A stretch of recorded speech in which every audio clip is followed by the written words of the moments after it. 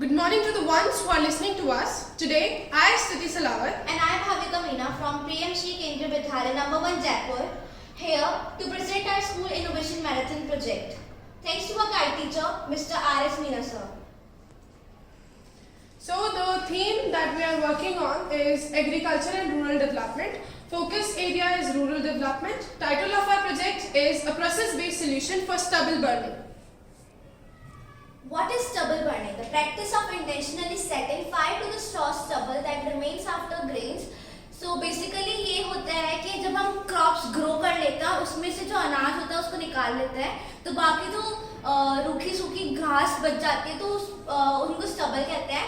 Such as rice or wheat have been harvested. The technique is used to quickly and cheaply clear the fields. Stubble burning जो technique है वो इसलिए use करते हैं ताकि वो बहुत सस्ते में और बहुत जल्दी उनका काम खत्म हो जाता है. So our problem statement is the increasing global warming, temperature, pollution and several accidents are being caused by the stubble burning by the farmers. This can lead to the human disease such as chronic obstructive pulmonary disease, lung cancer, aggravated asthma and lower respiratory infections. Finding a proper solution and being a responsible and creative farmer can help us to address the problem in a better way.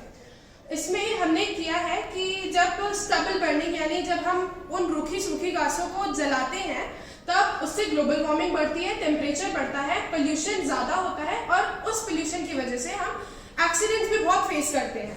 तो ये सब stubble burning से हो रहा है. ये human disease इससे बहुत सारी होती है जैसे अभी हमने बताया आपको, chronic obstructive pulmonary disease, lung cancer, lower respiratory infections, aggregative asthma.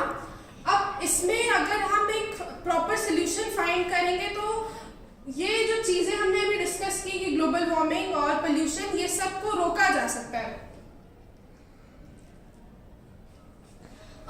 So introduction, when the crop are harvested, the farmers without wasting time, labor and money, they used to burn all the crop residues and prepare the land for a new crop. तो जब crops harvested हो जाते हैं उसके बाद जो farmer होता है वो अपना बिना टाइम वेस्ट करे जितने भी मतलब वो रूखी सूखी घास बचती है उसको जला देते हैं जिससे जो उनकी नई फसल उगाने के लिए उनका जो फील्ड होता है वो तैयार हो जाता है. And it have many hazardous effect like increase in global warming.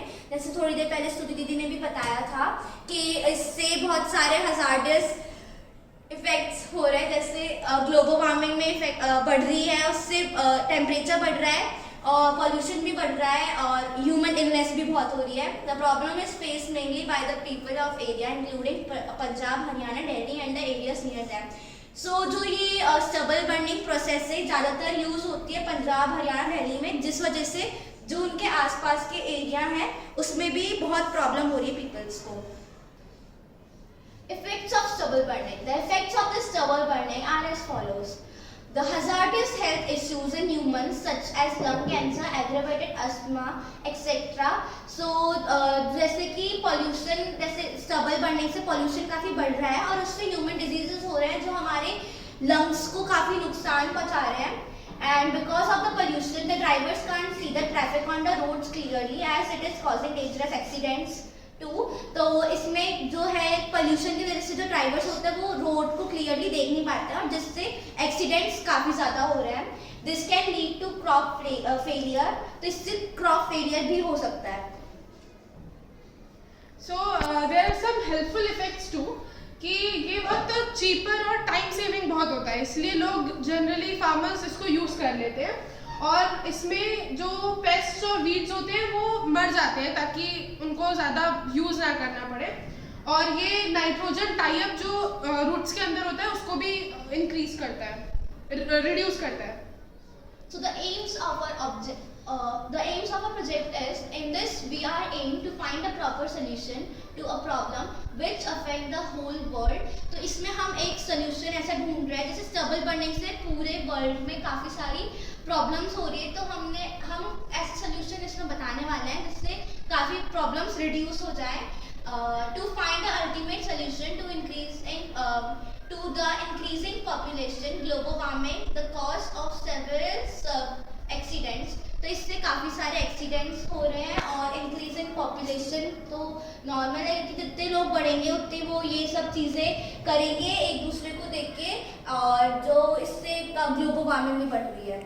The objectives for the project are to aware the farmers about the effects of the problem so that they would not do it again and reuse them in other things and make them useful instead of burning.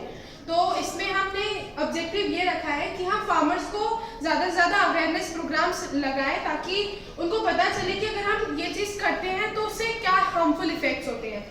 इससे उनको पता चलेगा कि उसको कैसे reuse कर सकते हैं और उसको जलाने की जगह पे हम दूसरी चीज़ में यूज़ कर सकते हैं। तो हमारा वर्क प्लान जो हमने रखा पूरा प्रोजेक्ट के टाइम पे, तो हमने सबसे पहले टॉपिक सेलेक्ट किया प्रोजेक्ट का, उसके बाद हमने प्रॉब्लम पे डिस्कशन किया हमारे गाइड टीचर के साथ में, इसके बाद हमने वर्क का डिवीजन किया कि रिसर्च हमें कैसे कैसे करनी है, उसके बाद हमने इंटरव्यूज लिए, बहुत सारे लोगों से फीडबैक्स लिए, उसके बाद कंक्लूजन निकाला और सोल्यूशन फाइंड किया। Interviews. We had taken several interview of the local people and the farmers working in the field. हमने काफ़ी सारे वहाँ के local people और farmers से पूछताछ करी। तो as we assume the farmers saving time, money and labor, they always used to get it burned so that in no time the field will be clear. Time बचाने के लिए, labour बचाने के लिए और पैसे बचाने के लिए वो उसको जला देते हैं ताकि वो एक बार में पूरा क्रॉप मतलब पूरा फील्ड उनका मतलब तैयार हो जाए अगली क्रॉप के लिए। Then we ask them for the fertility of the field so that they said they always used to get fertilisers from the market at a high cost and then spread it all around. तो यहाँ पे पराली जलाने से क्या field की fertility होती है वो कम हो जाती है। तो हमने पूछा फार्मर्स इसके लिए क्या करते, तो उन्होंने कहा कि हम दुकानों से फर्टिलाइजर्स खरीद के लाते हैं और फिर हम उसको स्प्रेड इट ऑल मतलब उसको सब जगह फैला देते हैं ताकि उसकी फर्टिलिटी बढ़ जाए। इसके बाद हमने रिजल्ट निकाला। तो after searches on several websites and other resources we found that all over India around 500 ton remain after harvesting. The burned gases can reduce the fertility of the crop as the carbon particles are burnt 100%, nitrogen 80%, sulfur 50%, phosphorus 20% and potassium 20%. 1 ton of burnt crop residues is equal to 1600 kgs of harmful gases. Harmful gases such as CO3, CO4, N2O, SO2 and smoke. For solution, the solution that we found on the basis of the conclusion and the interviews are the stubble remains are not to be burned. It should be chopped and be used for the manure of for the soil. The land will remain fertile and it will replenish the nutrients in the soil. तो हमने सोचा कि अगर हम जो stubbles होते हैं उनको थोड़ा छोटा करके और एज अ मैन्योर अगर हम उसको यूज करें तो फार्मर्स को फर्टिलाइजर्स बाय करने की जरूरत भी नहीं होगी और उनके लिए जो स्टबल है वो रीयूज भी हो जाएंगे। The crop residue can also be used for bedding of an animals as the sheds of the place for resting. तो ये चीज़ जो बेडिंग होती है एनिमल्स की बेडिंग के लिए भी यूज हो सकती है और जो एनिमल्स जहाँ पे रहते हैं उनके लिए एक रूफ बनाने के लिए भी यूज हो सकती है। The remains can be best for the animals to eat. It can be used as fodder for them. तो स्टबल्स को एनिमल खा सकते हैं और हम उनको मतलब एक तरह से वो रीयूज हो जाएगा stubble. Zero tillage farming can be used to reduce stubble burning. In zero tillage farming, the soil is not plowed or tilled, which leaves the crop residues on the surface of the soil. This residue can then be used as much, which helps to retain moisture in the soil and suppress weeds.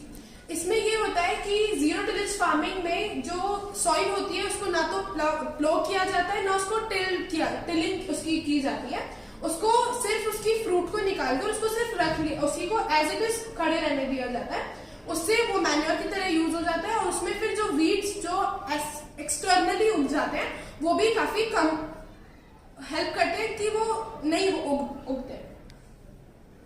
So that was all about our project. Thank you.